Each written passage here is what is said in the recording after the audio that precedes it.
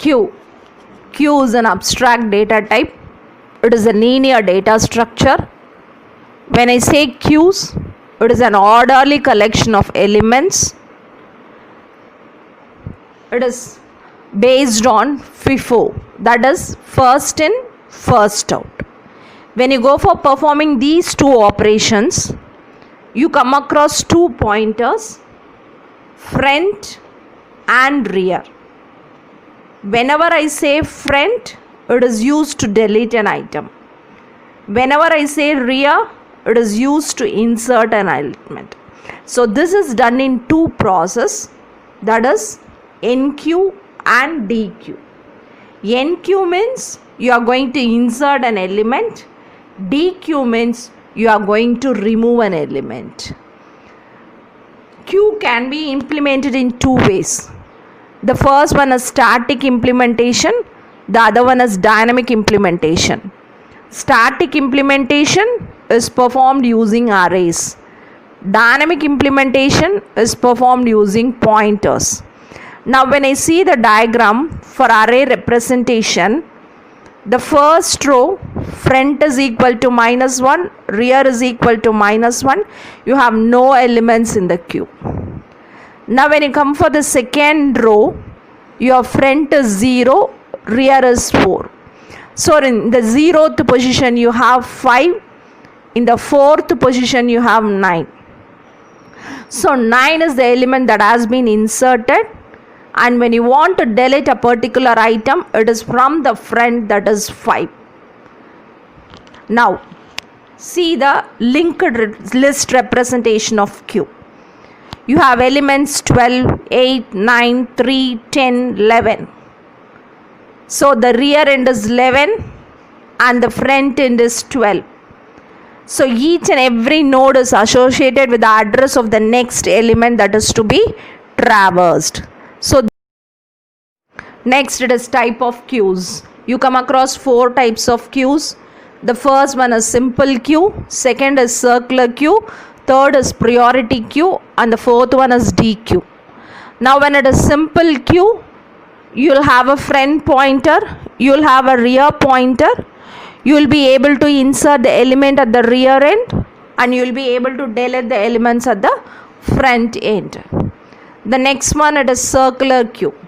When you come for this circular queue, all nodes are treated as circular, and always the last node follows the first node. That becomes your circular queue. Then it is priority queue. In priority queue, each item is associated with certain priorities. Based on the priorities, the elements can be inserted or removed. The elements that can be inserted or removed might be in any position. But this process, insertion or deletion, that is NQ or DQ, is thus based on the priority. The next one is DQ. DQ is where you can perform insertion and deletion in both front and rear ends. Q creates a new queue which is empty. Then NQ of item, NQ is an operation to insert an element. So when I say NQ of element, it is used to add a new element to the rear end. DQ. DQ is an operation which is used to remove an element. So when I say DQ, it is used to remove an element from the front end. Is empty. Test whether your queue is empty or not. Size. This returns the number of elements that is present in the queue. Next it is memory representation of queue using arrays. As we know that queue is an array, it has two pointers, front and rear. Front points to the element that has to be deleted. Rear points to the element that has to be inserted. Now front is equal to null means it indicates that the queue is empty. When the rear is equal to n-1, it means that the queue is full. Now when you go for seeing the diagram, the first one, the front points to A and the rear points to D. That is, in first position you have A and in fourth position you have D.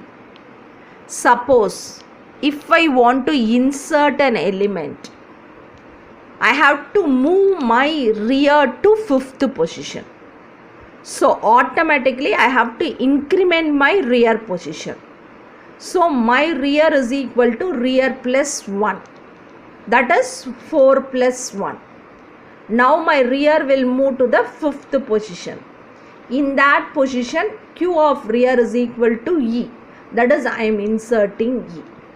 So when you go for inserting a particular element in the Q, you have to increment your rear. Then in the next, you come for deletion, DQ operation. That is, the element that has to be removed is A. So what I have to do? I have to move my friend to the next position. Now my friend is in first position. It has to be moved to the second position. Then only I can remove my A. So automatically item that is to be removed is equal to Q of friend. And since I don't need that particular element, my friend pointer has to be incremented, and my friend pointer now is friend is equal to friend plus 1. Now it is algorithm for NQ. When I go for algorithm for NQ, I need 4 parameters: Q, rear, front, item. Q is an array with n elements. Front is a pointer which indicates the element that has to be deleted. Rear is a pointer that indicates the element that has to be the position in which the particular element has to be inserted. Item is the element to be inserted. Now since you are going for NQ, since you are going to push your element inside, check out whether your Q is full. So how will you check your Q is full? Check whether rear is equal to number of elements in the Q. So when it is equal, then your Q is full. The next, check whether it is null. If it is so, you can start entering your elements. So whenever you go for entering your elements, whenever you are going for inserting, you have to increment your rear pointer. So my rear is equal to rear plus 1. Q of rear is equal to item and return.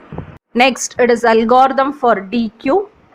Here also you need 4 parameters: Q, rear, front, item. Check out whether front is null, that is whether your Q is empty.